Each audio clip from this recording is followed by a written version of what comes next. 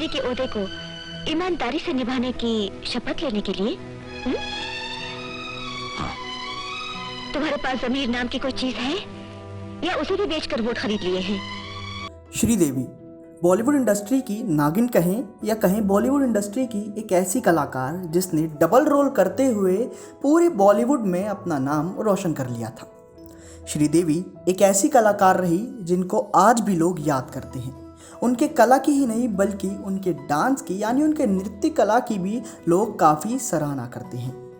बतौर child artist जब उन्होंने इस फिल्म इंडस्ट्री में कदम रखा तब वो महज कुछ ही वर्ष की थी।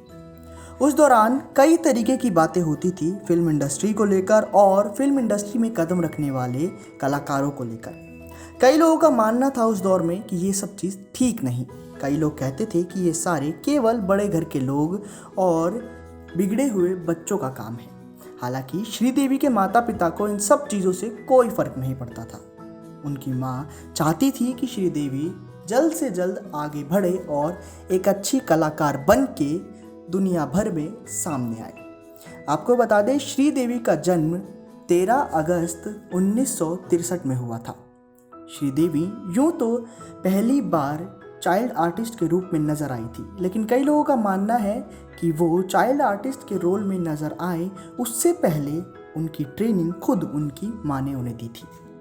इन सब चीज़ों के साथ आपको बता दें श्रीदेवी जब एक कलाकार बनने का सपना देख रही थी यानी अपने बचपन में, तभी उनको एक मौका भी मिला एक छोटा सा किरदार निभाने का, जिस किरदार की काफ़ी सराहना भी की गई। वो किरदार बॉलीवुड में नहीं बल्कि उन्होंने निभाया तेलुगु मूवी थुनाइवन में। ये उनकी पहली मूवी थी बतौर चाइल्ड आर्टिस्ट।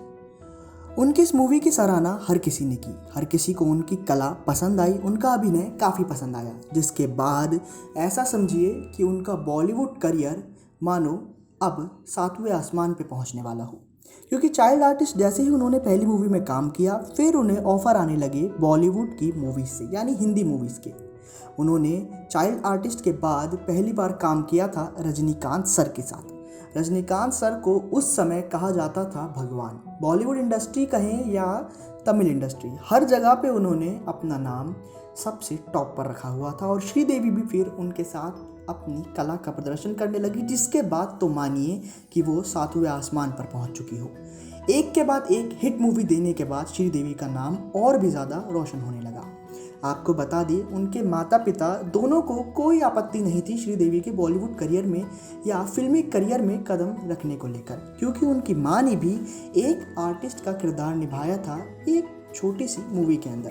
कहा जाता है वो मूवी कई लोगों के सामने आई और कईयों के सामने नहीं आई, और इसके अलावा भी उनकी माँ की काफ़ी ज़्यादा रुचि थी बॉलीवुड और फिल्म इंडस्ट्री को लेकर। आपको बता दें इनके माता पिता दोनों का ही प्रेम विवाह हुआ था। पिता वकील थे और माता तेलुगु। दोनों के इस प्यार संबंध के बाद यानी इस विवाह के बाद श्रीदेवी का जन्म हुआ। श्रीदेवी के जन्म के बाद श्रीदेवी का नाम श्रीदेवी नहीं रखा गया बल्कि उनका नाम रखा गया श्री अम्मा यांगे अय्यांगार। ये उनका जो नाम था ये दुनिया के सामने यूँ तो काफ़ी कम समय तक रहा, क्योंकि श्रीदेवी नाम से सब लोग उन्हें पुकारने लगे। इन सब चीज़ों के बाद वो समय आया जो हर एक महिला के लिए काफ़ी खास होता है, हर एक लड़की के लिए काफ़ी खास बन जाता है। वो था शादी का दौर। जब उनका शादी का समय आया तब अलग अलग कलाकारों से उनका नाम जोड़ने लगा, लेकिन उन्होंने शादी की उस समय के काफ़ी ज़्यादा चर्चाओं में रहने वाले प्रोड्यूसर यानी बोनी कपूर से।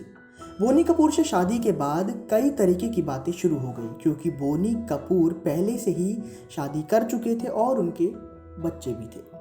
लेकिन इन सब चीज़ों की परवाह ना करते हुए श्रीदेवी ने उनसे शादी की।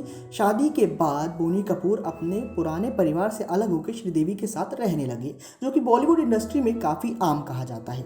इन सब चीज़ों के दौरान श्रीदेवी ने 6 साल का गैप लिया।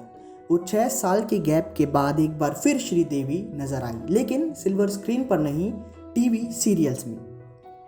उनका जो 6 साल बाद आने वाला टीवी सीरियल था उसका नाम था मालिनी अय्यर, जो कि 2004 में रिलीज़ हुआ, और हर किसी ने उनकी कला की एक बार फिर सराहना की।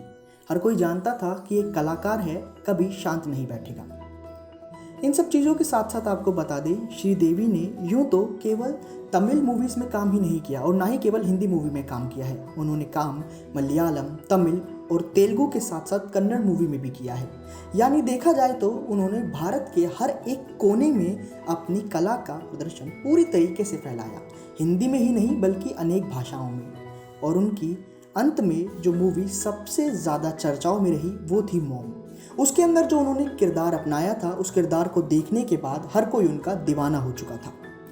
श्रीदेवी अंत के दौर तक लोगों के दिल में बसी हुई थी, लेकिन अचानक वो समय आया जब भारत देश ही नहीं बल्कि पूरी दुनिया से श्रीदेवी को अलविदा लेना पड़ा। अचानक श्रीदेवी सबको छोड़कर चली गई, जिसके बाद आज भी हर कोई उन्हें याद रखता है और सबसे ज़्यादा डबल रोल करने वाली एक ऐसी एक्ट्रेस को अपने दिल में बसाता है जो अपनी छाप हर किसी के दिल में छोड़ कर गई है।